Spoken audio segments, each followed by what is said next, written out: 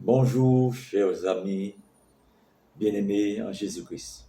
Ce matin, je vais vous parler de ce que Dieu n'aime pas, ce que Dieu n'approuve pas dans la vie du croyant et des hommes qui lisent la Bible, des personnes qui disent qu'ils aiment Dieu, qui obéissent à la parole de Dieu.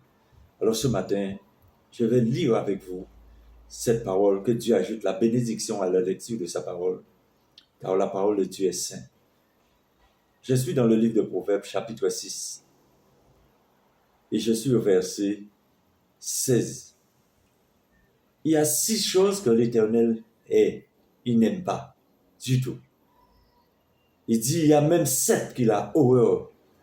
Premièrement, c'est les yeux hautains, la langue menteuse, les mains qui répandent le sang innocent, le cœur qui médite des projets iniques, les pieds qui se hâtent à courir au mal, le faux témoin qui dit des mensonges, et celui qui excite des querelles entre frères.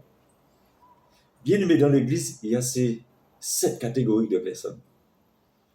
Et quand l'Église est remplie de personnes, on ne peut pas contrôler la langue et les pensées des croyants, mais Dieu connaît tout ce qui se passe dans l'assemblée. Des personnes qui ont l'esprit de Pierre, orgueilleux, Thomas, incrédule, Judas, traître, Jean, l'amour parfait de Dieu. Il y avait tous ces systèmes dans l'Église. Aujourd'hui encore, on retrouve ces mêmes choses.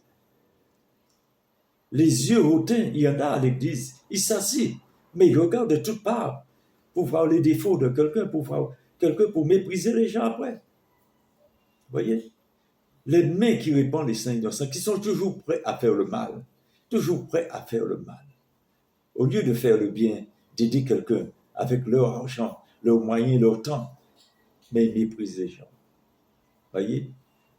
Et il y a ceux qui méditent des projets uniques, qu'ils veulent faire plein de choses pour le monde, avec le monde, mais jamais pour Dieu, pour l'Église du Tout-Puissant.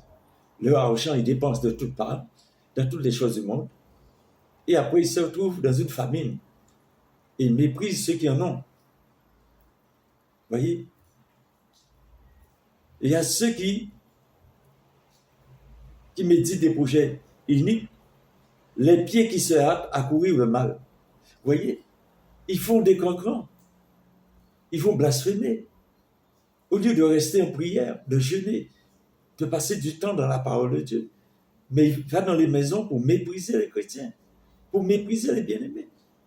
Ça ne vient pas de Dieu. Alléluia. Il y a les faux témoins qui disent des mensonges, qui méprisent les frères, qui méprisent les sœurs, le pasteur qui méprise l'assemblée. Et pourtant, ils sont dans l'assemblée. Vous voyez? Et par le mensonge, ils créent des scandales dans l'Église, des divisions dans l'Église. Vous voyez?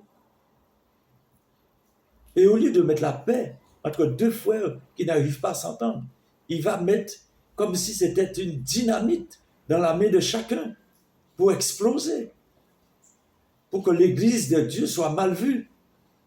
Mais l'Église, c'est le corps de Christ. Christ, c'est la tête.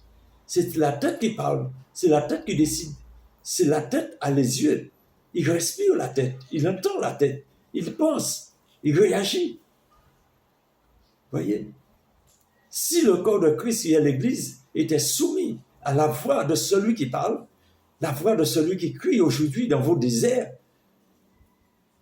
vous aurez entendu la voix du Saint-Esprit.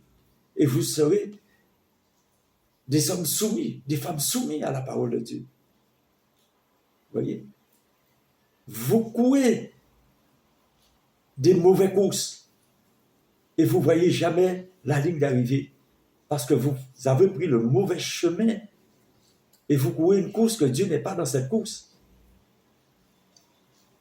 Parce que vous ne vous êtes jamais repenti.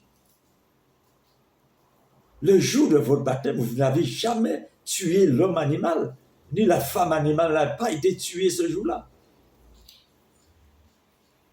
Quand le Seigneur Jésus a été baptisé, il est sorti de l'eau, le Saint-Esprit est venu sur lui. Mais le jour de votre baptême, est-ce que le Saint-Esprit est venu sur vous? Est-ce que le Saint-Esprit a rétracté l'homme animal et il a poussé de côté les envies pour prendre place dans vos cœurs. Car sans le Saint-Esprit, ce temple ne sera jamais à Dieu. Dans le livre de Colossiens, il dit, ne savez-vous pas que vos cœurs est le temple du Saint-Esprit? Que vous avez été scellés pour le jour de la rédemption. La rédemption, c'est le retour de Dieu, le retour de notre Seigneur qui revient chercher son Église épouse. Une épouse, il n'y a pas de copine, il n'y a pas de concubine.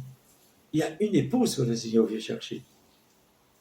C'est celui qui a écouté la phrase du Saint-Esprit, qui est marché non selon ses propres convictions, mais selon ce que l'Esprit a dit aux églises, selon l'enseignement que le Saint-Esprit a promulgué aux églises.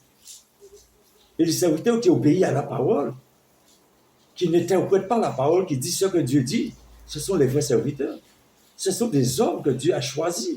C'est ce que Dieu a donné un mandat direct. Il a établi sur sa maison. Les faux enseignent tout. Mais le Saint-Esprit n'enseigne pas tout. Ce qui est convenable pour l'épouse. Que Dieu vous bénisse et vous aide à prendre position pour le royaume. Car sans Dieu, on ne peut rien faire. Laissez-vous conduire, dicté par le Saint-Esprit. Et ouvrez tout votre esprit à la voix du Saint-Esprit. Et que Dieu vous bénisse.